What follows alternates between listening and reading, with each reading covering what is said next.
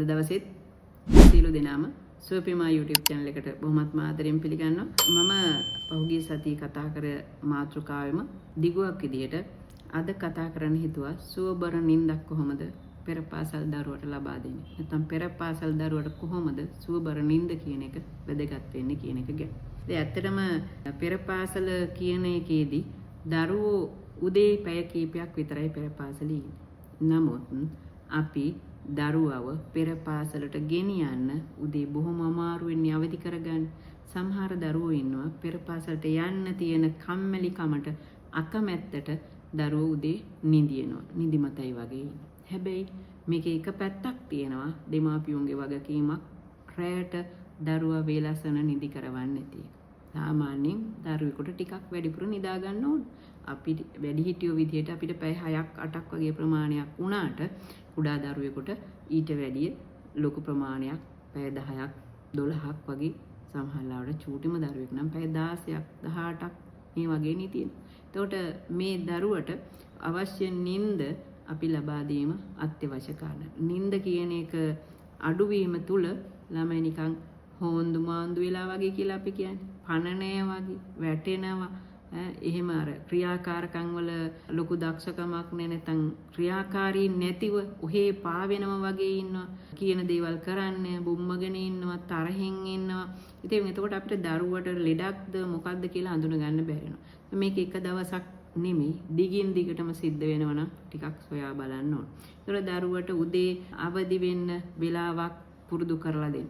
මම අර පහුගිය සතියේ කිව්වා වගේ දින 21ක පුරුද්දක් දිගටම ගෙනියන්න පුළුවන්.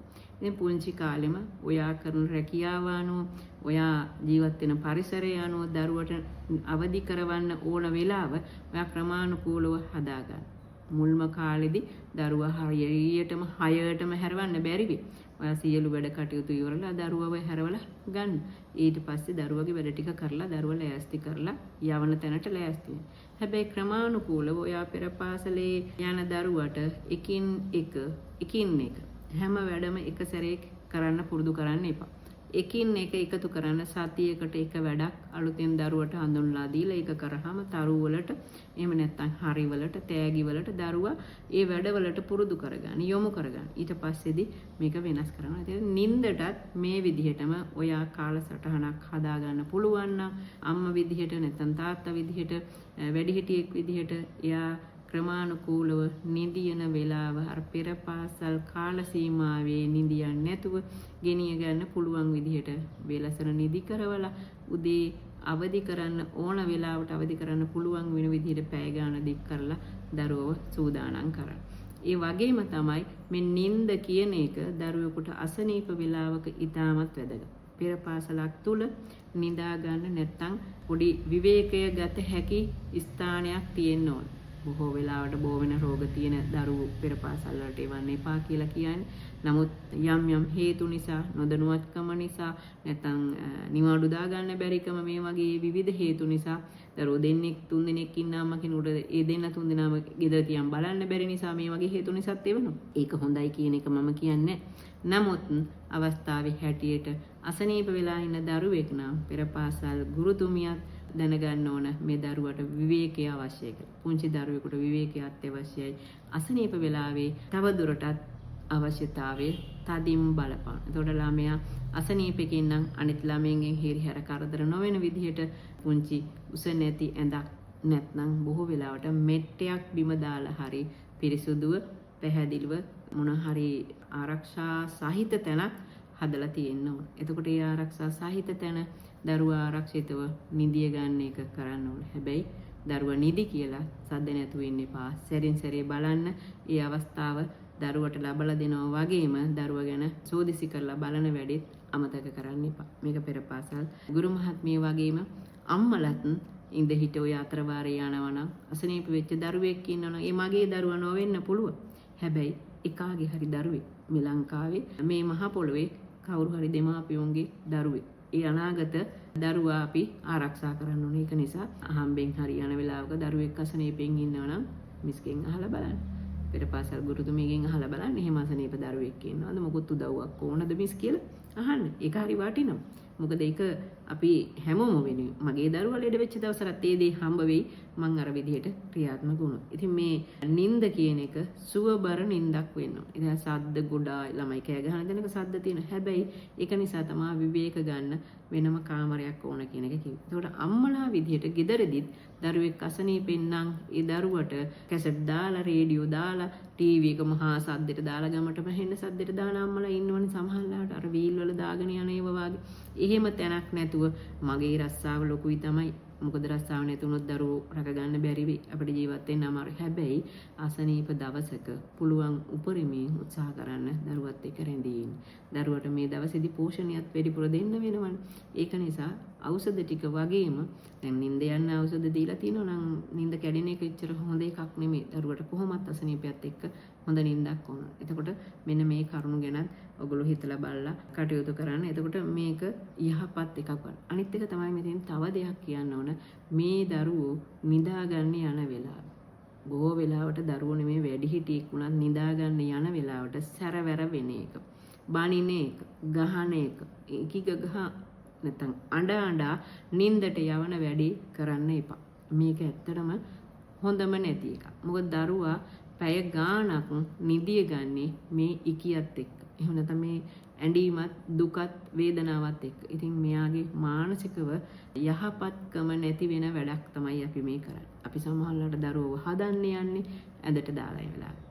කවන්න ගිහින් ගහලා සමහරට ළමයා අඬ නිදා ගන්න. ඉතින් ළමයා තරහින් දුකෙන් වේදනාවෙන් තමයි නිදා ගන්න. ඉතින් මේක නිසා මොළේ යම් පීඩනයකට නැත්නම් වේදනාවකට පත් වෙලා ඒ දරුවා හරි අපහසුතාවයෙන් තමයි නිදා ගන්න. ඒකට ඒක සුවබර නිින්දක් වෙන්නේ නැහැ.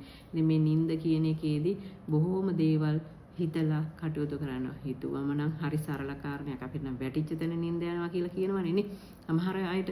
හැබැයි සමහර අයට නිින්ද යන්නේ නැහැ. ඉතින් මේ පුංචි කාලෙදී මෙන්න මේ වයස්වලදී ඇතිවෙන අවහිරතා බාධක දුක මේ වේදනාවල් පසු කාලයේදී ලොකු අසනීප විදිහට එලි දක්වන්නත් පුළුවන්. ඒ හැමදාමත් එයා අඬ නිදා ගන්න ගිහින් තියෙනවා. තාත්තයි අම්මයි රණ්ඩු වෙන එක බොහොමත්ම බලපාන.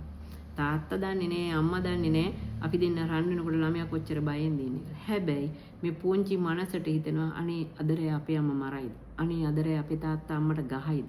තාත්තට අම්මා ගහයිද කියලා හිතන එකත් දැන් වර්තමානයේ වෙනකොට වෙනවා. මේකත් එක්ක දරුවා හැම නිතරම එයා වැඩිපුර ආදරය කරන කෙනාට අවහිරයක් බාධාවක් වීද කියන සිතුවිල්ලත් එක්ක පුදුමාකාර වේදනාවකින් ඉන්නේ. ඒතර මේක සුවබර නින්දක් වෙයිද දරුවට? දරුවට කොහොමවත් සුවබර වෙන්නේ නැහැ. එතකොට එයා හිත ඇතුලේ පුදුමාකාර වේදනාවකින් තමයි ජීවත් වෙන්නේ. ඉතින් එහෙමනම් අපි පුංචි දරුවෙක් ඉන්න තැනක ගර්භණී කාලේ ඉඳලම දරුවෙක් හදනවා නම් ඒ දරුවගේ මනස තැලෙන්නේ නැති වෙන්න, තුවාල නොවෙන්න සුවපත් මනසක් හදන්න දෙමාපියෝ විදිහට මේ මාතෘභාවය, පීතෘභාවය කියන එක හරි ලොකු කටයුත්තක්. ඒකට බාර දූර වගකීමක් තියෙනවා. ඒ වගකීම බාර ගන්න පුළුවන් නම් තමයි දරුවෙක් හදන්නවා. එහෙම කියලා දරුවෝ නොහදා ඉන්න කියන එකක් මම කියන්නේ. පැහැදිලිවම දරුවෙක් හදන්න විවාහයකට ඇතුළත් වෙන බොහෝ දෙනාට දරුවෙක් අවශ්‍යයි කියන තැනට එනවා විවාහයෙන් පස්සේ. හැබැයි එහෙම වුණා කියලා දරුවෙක් හම්බෙන් හම්බ වෙන්න ආවා කියලා අපි හදන්න හිතපු එකෙක් නෙමෙයි මේ ආවේ කියලා ඒකට යුතුයකම් කෙනෙහිලිකම් දරුවන්ට කරන්න එපා. මේක සමාජයේ කරන ලොකු අසාධාරණයක්. ඉතින් මං නිින්ද ගැන කතා කරනකොට මේවත් අපිට එකතු කරන්නම වෙනවා. අසල්වාසීන් එක්ක රණ්ඩු දබර වෙන එක. ඊළඟට කොහෙවත් තියෙන අර නාට්‍ය බලබලා ඉඳලා නාට්‍යයේ තියෙන අයියෝ අනේ අපරාධي අර බලන්නකෝ කිකර අනුන්ගේ කුණු ගොඩවල් ළඟට දාගෙන අපි තෙහෙට්ටු වෙන එක ගර්භණීය සමයේ ඉඳලා මේක බොහෝ පවුල් වල දැන් දකින්න හම්බෙනවා. මොකද නාට්‍යයේ ගහ ගන්න එකට නාට්‍යයේ ඩිවෝස් එකට අපි මෙහි ඉඳන් අඬනවා. මේකට ප්‍රතිචාර දක්වන්නේ කුස තුල ඉන්න දරුවා. ඒ වගේ තමයි පෙරපාසල් දරුවා. දරුවා පැත්තකට විසි කරලා තල්ලු කරලා අපි ටෙලි නාට්‍ය බලනවා. එතකොට දරුවා කොතනද ඉන්නේ? දරුවට ආදරේ දැනෙන්න තියා කොහොමවත් ආදරේ ලැබිලා මේ සියල්ල ඇතුලේ නින්දත් අවහිරකුණොත් දරුවා තවත් පහත් මට්ටමට වැටෙනවා. එයාගේ මානසික මට්ටම මුකක්ම පහත්. අපි ශිෂ්‍යත්වයට ගිහිල්ලා දරුවා ශිෂ්‍යත්වේ පේල් වෙන්නේ මෝඩයා, ගුණා, හරකා මේ වගේ වචන පාවිච්චි කරන අම්මලා අපිට ඇහෙනවා. හැබැයි එතෙන්ට යන්න කවුද වගකිව යුත්තෝ නැත්නම් කවුද කටයුතු කරලා තියෙන්නේ කියන එකත් හොයලා බැලුවොත් අපිත් වැඩිකාරයෝ තමයි කියලා හිතේ. ඉතින් අද දවසේදී මම සුවබර නිින්ද ගැන කතා කරේ. මේ පූර්ව ළමාවිය සංවර්ධනයේදී විතරක් නෙවෙයි ගර්භණී සමයේදලා මේක අවශ්‍යයි. හැබැයි මම මෙතනදී මේ ටික කතා කරන්න හිතුවා. පෙර පාසල් දරුවා වෙනකන් දැන් මගේ හැරුණා නම් ගර්භණී කාමරේ මගේ හැරුණා, ලදරු කාමරේ මගේ හැරුණා. කමක් නැහැ. දැන් මෙතනින් ඉස්සරහට හරි අපි සාර්ථකව බුද්ධිමත් නැනවත් නිර්මාණශීලී යහපත් සෞඛ්‍යමත් දරුවෙක් හදාගන්න කටයුතු කරමු. අද දවසේදී මම ඔයගොල්ලන්ට මෙහෙම කියනවා. මම සබ්ස්ක්‍රයිබ් කරලා නැත්නම් සබ්ස්ක්‍රයිබ් කරන්න. යාළුවන්ටත් දන්න කියන අයටත් මේක හොඳයි කියලා හිතෙනවා නම් මේ වීඩියෝ බලන එක ෂෙයා කරන්න. කමෙන්ට් එකක් දාන්න, ලයික් එකක් දාන්න. බොහොමත් ස්තුතියි සියලුම දෙනාට.